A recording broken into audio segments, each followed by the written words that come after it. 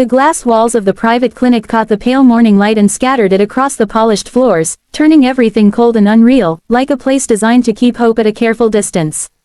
Daniel Rowe stood beside his mother's bed, his expensive suit hanging on him as if it weighed more than it should. He had slept in his office again, not trusting himself to leave the building for more than a few hours at a time. Every morning, he told himself that today might be different. Every morning, the machines answered with the same slow, unforgiving rhythm. Eleanor Rowe lay motionless beneath crisp white sheets. Her once elegant hands, the same hands that had braided Daniel's hair when he was a boy and signed documents with decisive strokes when his father died, now trembled faintly against the blanket. Her eyes stared at the ceiling, unfocused, as if she were watching something far away that no one else could see. When she spoke, which was rare now, her words came out tangled and incomplete, fragments of thoughts that never quite arrived. The doctors had used careful language at first. They spoke of inflammation, of cognitive decline, of rare complications. Over time, their words hardened into something heavier. Progressive, irreversible, manage expectations. Daniel had learned to read their faces before they opened their mouths. They were brilliant men and women, leaders in their fields, but none of them could promise him anything except comfort measures and time. Money had never failed Daniel before. He built his empire on the belief that every problem had a solution if you invested enough resources and refused to accept no as an answer. He had paid to fly specialists in from Europe and Asia, converted an entire wing of the clinic into a private unit, approved experimental therapies that came with stacks of legal documents and warnings. He nodded through every briefing, signed every consent form, and waited. Still, his mother grew worse every day. She stopped asking for him. Then she stopped reacting when he spoke. One afternoon, she screamed at him, calling him by his father's name, her eyes wide with terror as if he were a stranger who had come to steal something precious. The nurses had to calm her, and Daniel had locked himself in the restroom afterward, gripping the sink until his knuckles turned white, ashamed of the tears he refused to let anyone see. The room was always immaculate. No dust on the shelves, no fingerprints on the glass, no scent except disinfectant and fresh linen. That was how Daniel preferred it. Order in a place where everything else felt like it was falling apart. The cleaning staff moved in and out so quietly that they were almost invisible, part of the background like the hum of the machines. Almost invisible, the woman assigned to his mother's room arrived before dawn each day. Daniel noticed her only because she hummed as she worked, a low, steady tune that didn't belong in a hospital. She was middle-aged, with graying hair pulled back neatly and hands that moved with calm certainty. Her uniform was plain, her shoes worn but clean. Her name tag read, Marta. She never rushed. She wiped surfaces that were already spotless, adjusted flowers that had already been arranged, opened the curtains just enough to let in light without disturbing Eleanor's sleep. When Eleanor grew restless, murmuring to herself, Marta would lower her humming and speak softly, though Daniel could never quite make out the words. At first, he dismissed her presence entirely. She was just doing her job. Then one morning, as Daniel stood staring out at the city skyline, fighting the familiar heaviness in his chest, he heard his mother's voice. Marta, is that you? The sound was so clear that he turned around sharply, convinced he had imagined it. Eleanor's head had tilted slightly toward the doorway. Her eyes, usually dull and distant, seemed almost focused. Marta paused, her cleaning cloth frozen in her hand. Yes, Eleanor, she said gently. It's me. I'm here. Daniel's heart slammed against his ribs. His mother hadn't spoken a full name in weeks. Doctors had warned him not to read into brief moments of clarity, calling them cruel illusions, but this felt different.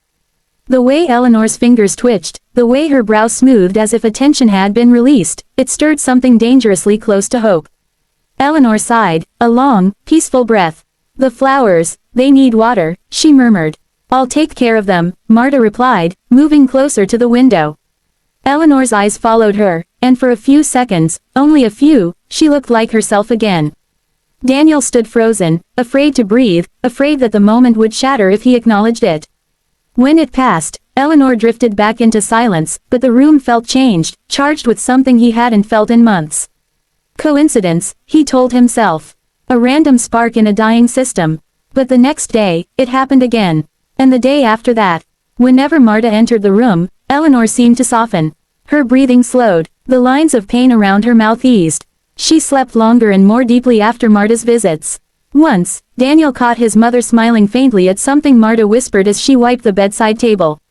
The doctors noticed the changes too, though they refused to attach meaning to them.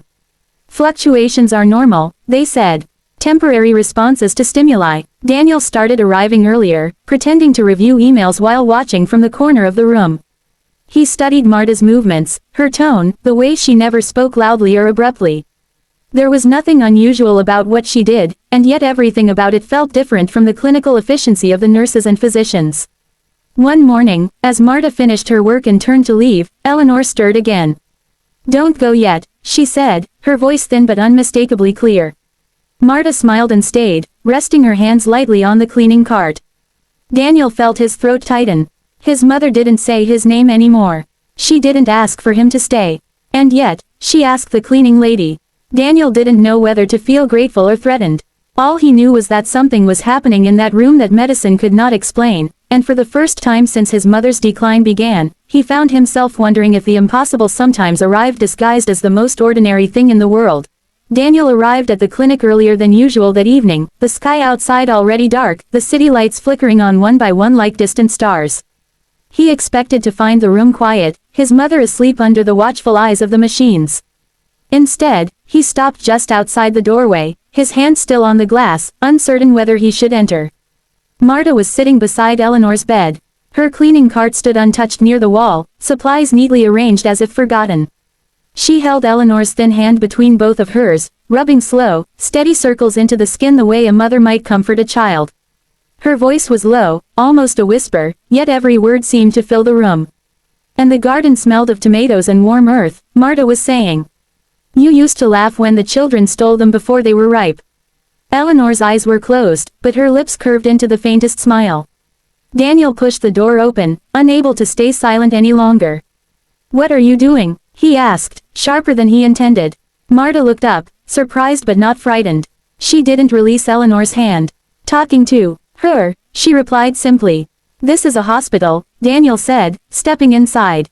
"There are protocols, staff roles. You're here to clean." Marta nodded slowly, as if she had expected this conversation sooner or later.